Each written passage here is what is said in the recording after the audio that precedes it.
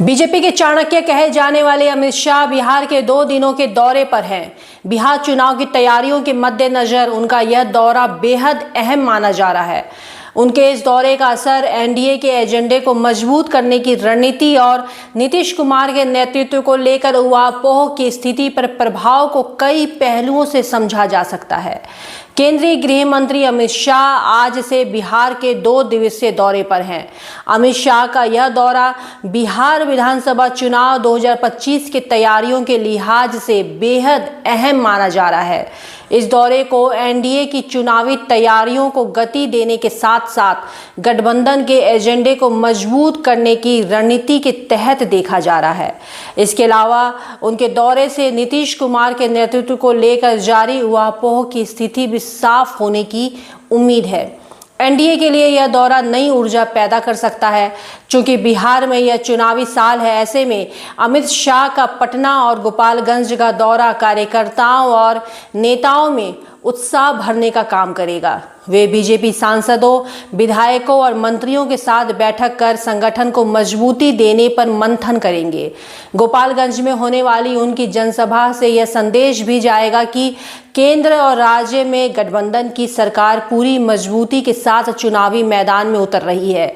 इसके जरिए विपक्ष, खासकर महागठबंधन आरजेडी, कांग्रेस, वामदल को स्पष्ट संकेत दिया जाएगा कि एनडीए आक्रमण रणनीति के साथ मैदान में उतरने को तैयार है। इससे खास तौर पर आरजेडी सुप्रीमो लालू प्रसाद यादव की टेंशन भी बढ़ सकती है, जो अपने बेटे तेजस्वी को सीएम की कुर्सी पर बैठाने का सपना संजोए हैं। सेट करेंगे बिहार चुनाव का नैरेटिव। अमित शाह इस दौरे के जरिए सुशासन और विकास के मुद्दे को जोर शोर से उठाकर विपक्ष के जंगल राज के नैरेटिव का जवाब देने की कोशिश करेंगे। साथ ही सहकारिता और ग्रामीण अर्थव्यवस्था को लेकर भी अहम घोषणाएं हो सकती हैं, जिससे ग्रामीण मतदाताओं को लुभाने का प्रयास किया जाएगा। बिहार में कृषि और सहकारी समितियों का बड़ा आधार है, जिसे मजबूत करने की दिशा में भी प्रयास किए जा सकते हैं। इसके अलावा हिंदुत्व और राष्ट्रीय सुरक्षा जैसे मुद्दे विशेष रूप से सीमांचल क्षेत्र में उठाए जाने की संभावना है।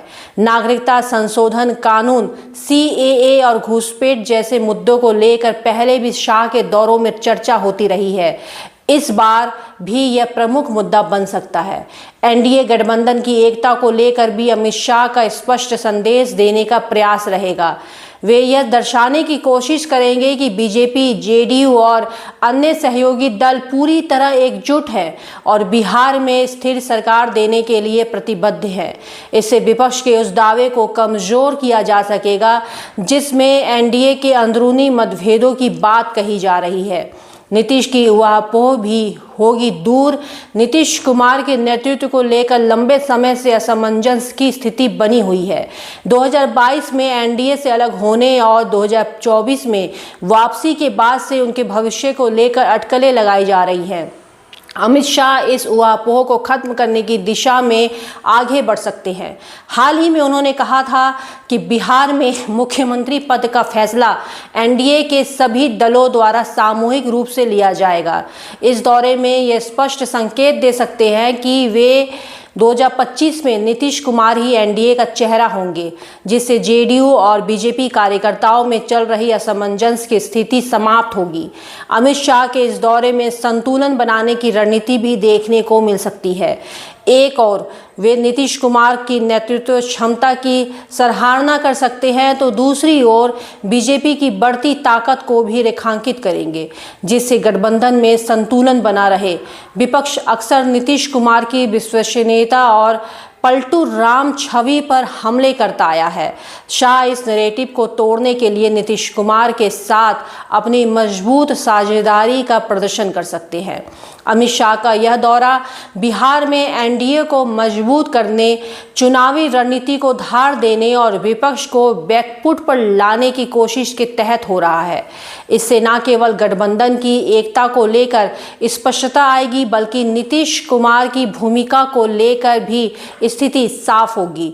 अब यह देखना दिलचस्प होगा कि शाह अपने भाषणों और बैठकों में कितनी स्पष्टता और आत्मविश्वास के साथ सामने आते हैं।